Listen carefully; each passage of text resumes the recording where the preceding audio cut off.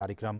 और जैसा कि हम आपको बता रहे हैं, लगातार सुबह से ही आज आपको बता रहे हैं कि प्रधानमंत्री अगरतला में त्रिपुरा में जो महाराजा वीर विक्रम हवाई अड्डे है, जहां पर ये पहुंच चुके हैं प्रधानमंत्री, उसके एक नए टर्मिनल भवन का उद्घाटन प्रधानमंत्री अब से कुछ ही लम्हों के बाद करेंगे। आप देख सकते हैं सिविल एविएशन मिनिस्टर भी वहां पे उनके साथ मौजूद, साथ ही साथ त्रिपुरा के जो चीफ मिनिस्टर हैं, मुख्यमंत्री, वो भी उनके साथ मौजूद। और आप ये तस्वीरें देख रहे हैं अगरतला एयरपोर्ट से, जहां के प्रधानमंत्री पहुंच चुके हैं।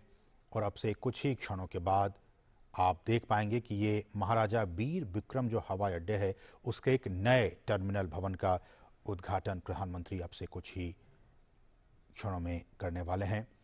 और हमें जानकारी ये मिली है कि ये जो नए एकीकृत टर्मिनल इमारत है, उसका निर्माण 450 करोड़ रुपए की लागत से किया गया है।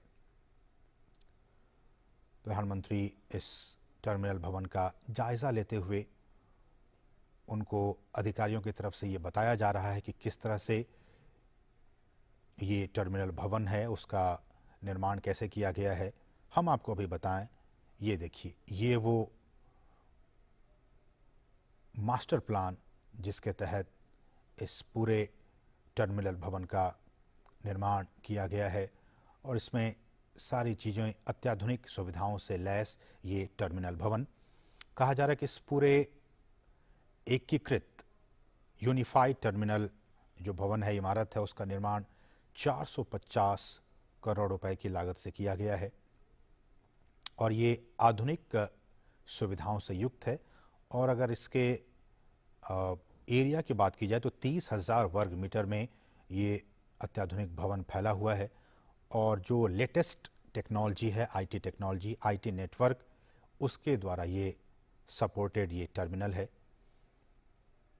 और जैसा कि हमने आपको बताया है कि ये जो नई इंटीग्रेटेड टर्मिनल बिल्डिंग है, उसके उद्घाटन के साथ ही महाराजा वीर विक्रम एयरपोर्ट की गिनती, ये जो एयरपोर्ट टर्मिनल है, उसकी गिनती देश के इंटरनेशनल एयरपोर्ट्स में होने लगेगी। क्योंकि इंटरनेशनल एयरपोर्ट्स में जो सुविधाएं मौजूद होती हैं यात्रियों के लिए, आईटी इनेबल्ड जो सिस्टम होती हैं, वो सारी सुविधाएं इस टर्मिनल भवन में भी वो सारी सुविधाएं यहाँ पे लगाई गई हैं।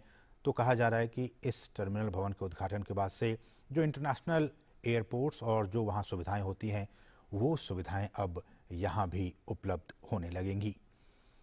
कुल 20 चेक इन काउंटर्स यहाँ पे होंगे, ताकि लोगों को एक साथ अलग अलग काउंटर्स पे वो जाएंगे, चेक इन काउंटर्स पे होंगे, भीड़ यहाँ पे ज़्यादा नहीं होंगी।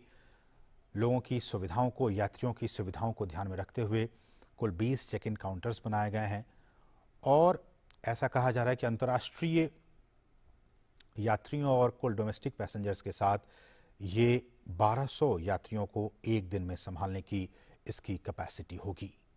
तो बहुत ही महत्वपूर्ण ये आज का दिन त्रिपुरा के लिए, त्रिपुरा के लोगों के लिए, देश के लोगों के लिए, अंतर्राष्ट्रीय लोगों के लिए, पर्यटकों के लिए, कि जब वो त्रिपुरा आएंगे तो उन्हें अगरतला एयरपोर्ट पर एक अत्याधुनिक सुख सुविधाओं से लैस एक भवन, जो टर्मिनल भवन है, वो उसका दीदार कर पाएंगे, उन सुविधाओं का वो लाभ उठा पाएंगे, जिसका कि अब से कुछ ही लम्हों के बाद प्रधानमंत्री नरेंद्र मोदी उद्घाटन करने वाले हैं। आप इन तस्वीरों में देख सकते हैं किस तरह से वहाँ की जो बांस से बने जो उत्पाद हैं, इस बात पे प्रधानमंत्री का लगातार फोकस रहता है कि जो लोकल प्रोडक्ट्स हैं उनका अधिक से अधिक इस्तेमाल किया जाए। और आपने देखा इन तस्वीरों में कि बांस से जो बने उत्पाद हैं उनको वहाँ पे लगाया गया है सजावट के तौर पर। बहुत ही उम्दा, बहुत ही बेहतरीन ये उत्पाद।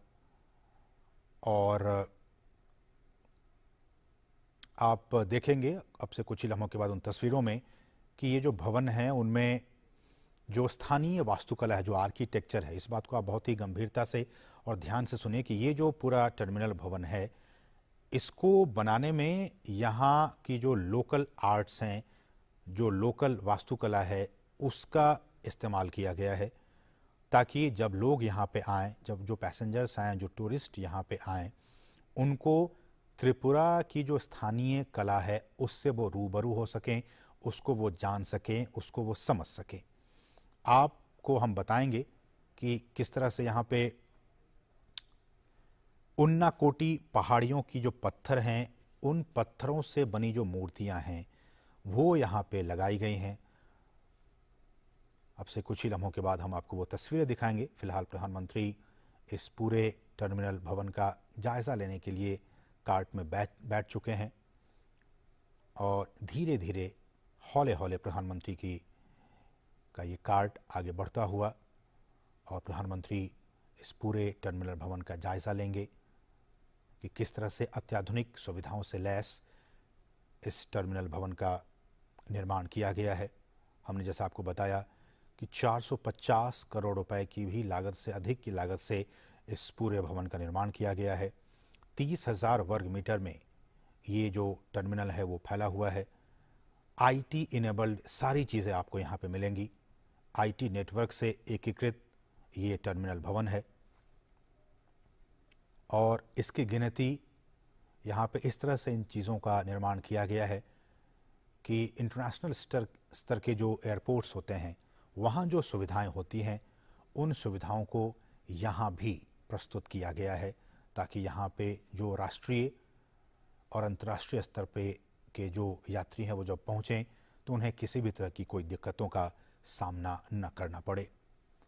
जैसा कि हमने आपको ये भी बताया कि इस टर्मिनल के अलग अलग जगहों पर आप जब जाएंगे यहाँ तो स्थानीय जो कला है उसको भी वहाँ उकेरा गया है। स्थानीय जो उत्पाद हैं खासकर बांस और बेंत से बनी जो चीज़ें हैं उससे बने उत्पादों को इस पूरे टर्मिनल भवन में लगाया गया है।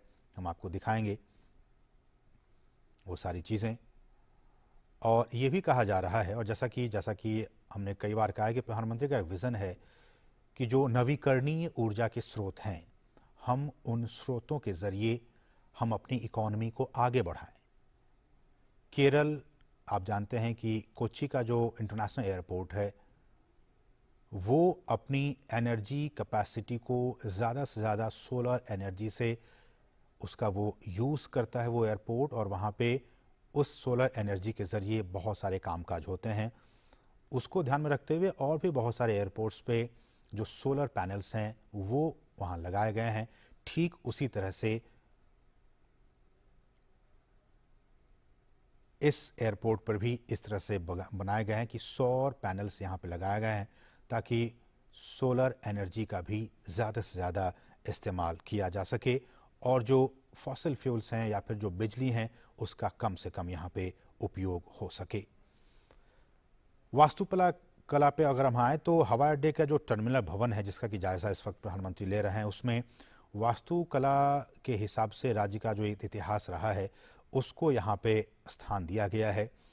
जो सांस्कृतिक परिदृश्य है त्रिपुरा के उसको भी ध्यान में रखते हुए इस पूरे टर्मिनल भवन को डिज़ाइन किया गया है। और जैसा कि हम आपको अभी दिखाएंगे कि यहाँ पे एक विशेष पत्थर लाए गए हैं। उन्नाकोटी एक जगह है, वहाँ से उन्नाकोटी पहाड़ियों की पत्थरों का इस्तेमाल किया गया है।